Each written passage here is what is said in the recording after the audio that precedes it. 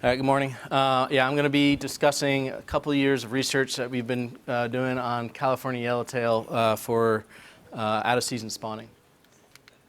For those that don't know, California yellowtail is a seasonally abundant species in Southern California. Recently for me, I guess, 2015, the species name was shifted from Lilandi to dorsalis.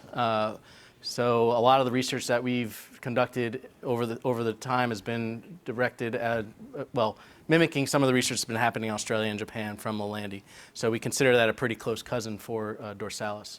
And Seriola as a species is a valuable aquaculture species worldwide for its high market value. And at Hub Sea Research Institute, we've been researching this species since 2003. 5 years ago, we all came together to really highlight the species that were of importance for expansion for U.S. Finfish, marine finfish aquaculture. 18 species were asked to present. 11 of the species were got the qualification of commercially ready. 2 of those species are Seriola. One, the Seriola violana, is currently being cultured in Hawaii, and the other is Seriola dorsalis. So over the years, most of the research over the last 20 years has been focused on our larva rearing and juvenile rearing. Larva rearing, looking at the nutrition, being able to get high quality larvae and juveniles to the juvenile stage. Juvenile rearing, looking at alternatives to fish meal, fish oils, and then exercise physiology. And all of this was with the idea that we wanted to demonstrate production of the species. So, which led us to that commercial culture qualification. Most recently, over the last 5 years, we've been focused on broodstock research. Nutrition, looking at limiting protein, limiting nutrients such as arachidonic acid and taurine. Looking at, in terms of broodstock nutrition, also looking at commercial diets that are available to us in the United States. Looking at parentage assessment, seeing who's contributing to what spawn events in these broadcast spawning tanks. And then egg quality, trying to determine easy-use indicators for researchers or production to say what good batches of eggs are and bad batches of eggs are. And so this all led us to the road of controlled spawning. So all the research that we talked about, or I talked about briefly, it's all in a finite amount of time, between 6 months over the season, because we don't have control. And so that really puts a lot of pressure in terms of trying to get projects done and and being able to really figure out what you can research. So why it's important, it's pretty self-explanatory for research. It extends your available time to study. For production, you can then stagger your cohorts, and you can be able to increase your production efficiency. And so we wanted to determine this by having a natural spawning group compared to a controlled spawning group side by side. And so here are just some quick methods. We took F generation broodstock, stocked them into 2 30 cubic meter tanks. We wanted to start with a 2-to-1 male to female ratio. Oops. All right. We started with a 2-to-1 male to female ratio. We started with that. I'll go into, we didn't end with that. We had some mortalities in our tanks, and I'll go into that in a little bit.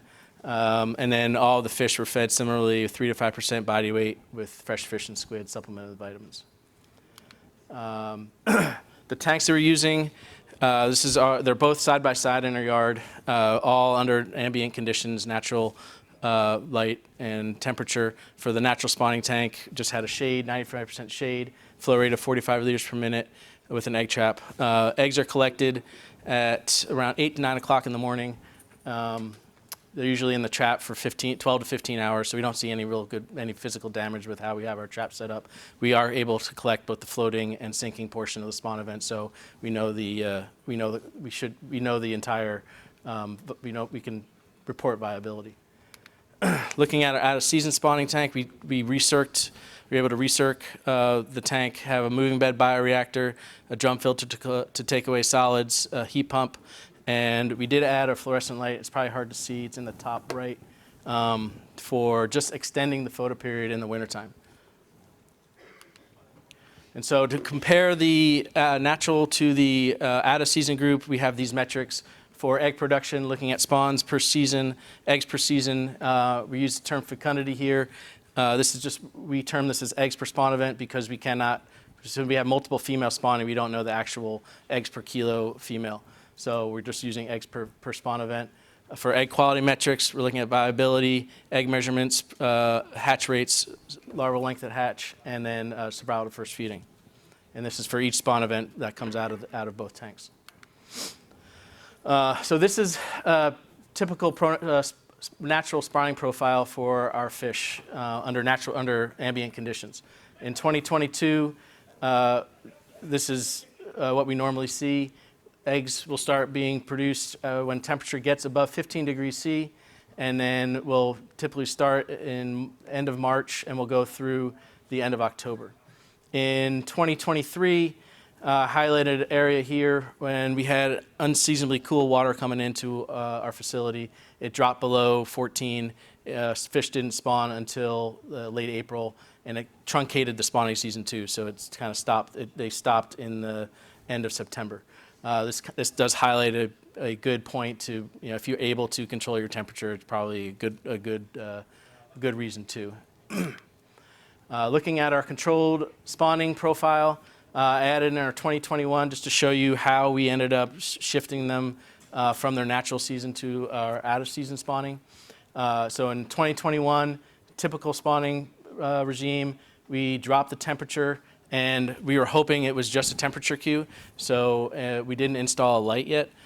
So we dropped our temperature, shut them off in the middle, at the close, I guess in the middle tail end of the season. They stopped in August, spawning in August. We started to ramp up our temperature in December and January. Didn't see any spawning behavior, didn't see any eggs.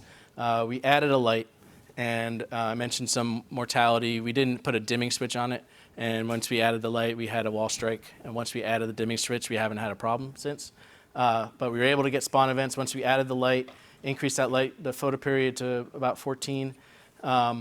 We got spawn events a couple weeks later. This did shorten the season. We ended up dropping them down and then coming back up, and then we considered a pretty normal spawning season in 2023. So I know this is a lot, but I'm going to try to highlight the areas. In terms of egg production, looking at the number of eggs produced as well as the spawn events, pretty similar outside of year one and out of season spawning group. And the year one can be explained, if we had added that light, I assume we'll probably have similar spawn events. Looking at overall egg production, fecundity, and also our egg metrics. Year one, we had a significantly lower egg production, and I also mentioned that we had a mortality in our natural spawning tank. We lost a female in the middle of that first spawning season, and what we found is with Seriola and probably with other big marine pelagics, there is a behavioral component to their spawning. We're not sure. My assumption is we may have lost a dominant female and then another female turned on, which can correlate to some lower egg production or fecundity numbers, and then potentially some lower egg and percent oil volume numbers. And then in year two, for the natural spawning group, for the hatch rates, we had significantly lower hatch rate. With that lower water temperature coming in, we had really poor hatch rates, but good survival to first feeding. And then once that water temperature came back up, hatch rates got to what we would consider normal in that 70-75% range. So our conclusion, it is possible to add a season this Seriola without an impact on egg production or egg quality. Temperature is a main cue, and they will stop spawning once temperature gets below 15, regardless of the photo period. But in order to, just like other species, to be able to get reliable spawning to occur, the temperature and the photo period need to be tied together, as long as the temperature is above 15. Future studies are going to include extension of the spawning season. We're doing that currently. We want to also determine the amount of rest time that is needed for the species. Is it necessarily 5-6 months, or can it be 3 months to kind of improve that hatchery efficiency? We also want to look at some spawn on command cues. Temperature obviously is one. tying in temperature and photoperiod to really say, okay, if you change that, can you get a spawn 3 days later to, again, improve your efficiencies in the hatchery. I'd like to acknowledge our funding sources, Sea Grant, USDA, Chevron, and SeaWorld San Diego, and I'll take any questions.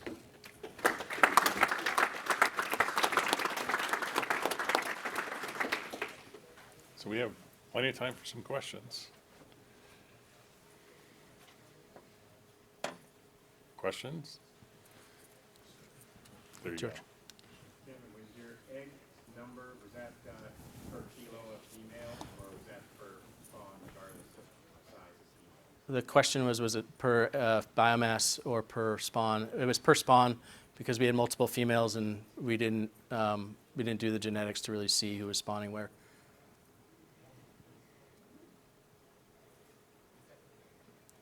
Alrighty. All right, thank you. Thank you very much. Do I get to take this now?